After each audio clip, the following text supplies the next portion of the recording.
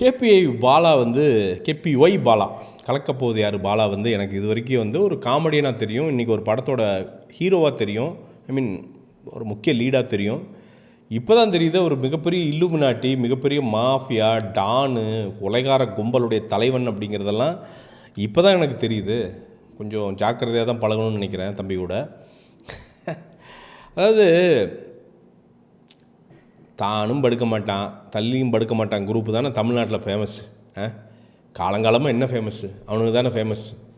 இங்கே எதை எவ்வளோ என்ன டே இது எப்படா நீ மட்டும் நல்லது செய்கிற? ஏன்னா இதை விஜய் டிவிலேருந்தே நான் கேள்விப்பட்டிருக்கேன், நான் கேட்டிருக்கேன், காதார கேட்டிருக்கேன். விஜய் டிவியில் இருக்கிற பிரபலங்கள் அவங்களே என்ன சொல்லி கேள்விப்பட்டிருக்கேன்னா, காதுபட ஏங்க இவன் சம்பாதிக்கிற காசை பூரா ஏழைகளுக்கு கொடுத்து ஏதோ பண்ணிடுறாங்க, நாங்கள் வெளில போனால் பாலா கொடுக்குறான் உனக்கு என்ன கேடு அப்படின்னு எங்களை வந்து கேட்குறாங்க, நாங்கள் என்ன பண்ணுறதுனே தெரிலங்க அப்படின்னு சொல்லி கேள்விப்பட்டிருக்கேன்.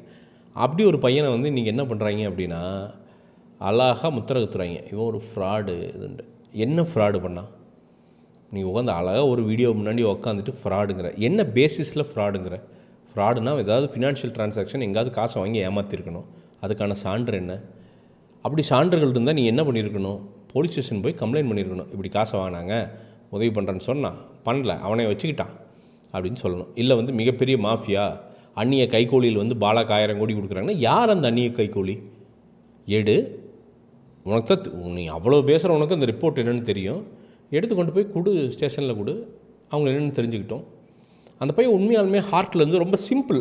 நான் அந்த பையனோட மார்க்கெட்டிங் ஸ்ட்ராட்டஜி உங்களுக்கு சொல்கிறேனே, உலகத்திலே Nobel marketing strategy KPI Bala வச்சுருக்கிற மார்க்கெட்டிங் ஸ்ட்ராட்டஜி ரொம்ப சிம்பிள் தான். உண்மையாலுமே டேலண்டட் அந்த பையன். கவுண்டர் அடிக்கிறதுல பாலா மாதிரி வரவே வராது.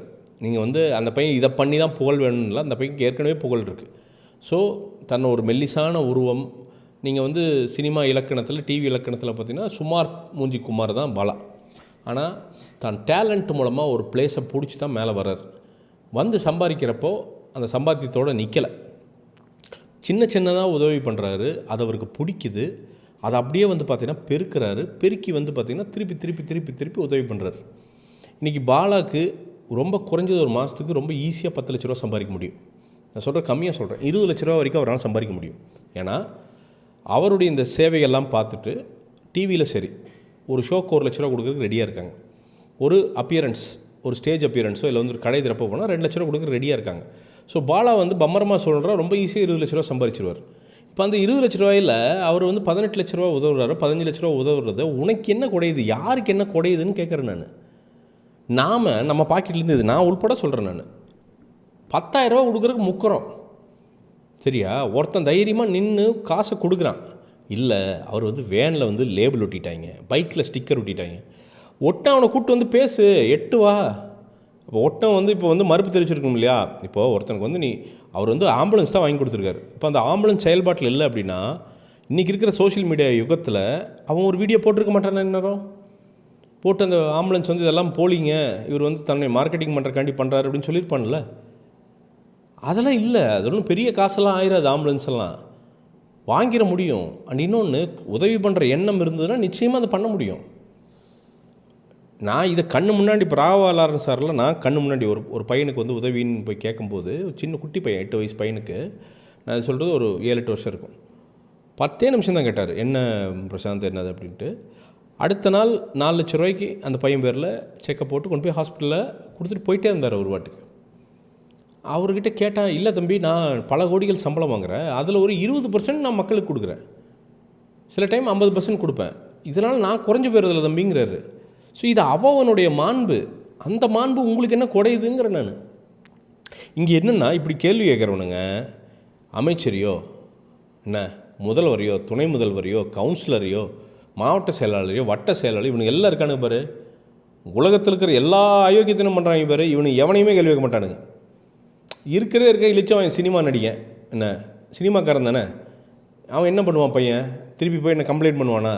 பயந்துக்குவான்ல, இதான பேசலாம்ல, இல்லுமினாட்டிங்களாம்ல, என்ன அதை கிளப்பி விட்றாங்க. ரொம்ப கேவலமான மட்டமான ஒரு விஷயம் இது. நம்ம வந்து உங்கள் பாலாவுடைய படம் உங்களுக்கு பிடிக்கலாம், பிடிக்காமல் இருக்கலாம். நான் காந்தி கண்ணாடி இது வரைக்கும் பார்க்கவே இல்லை, டு பி ஆனஸ்ட்டு. ஒன்றும் இல்லை, எனக்கு உடம்பு சரியில்லை, ஒரே ஒரு நாள் அந்த மத்ராசி பார்த்தோம், அதுக்கப்புறம் பார்க்கல.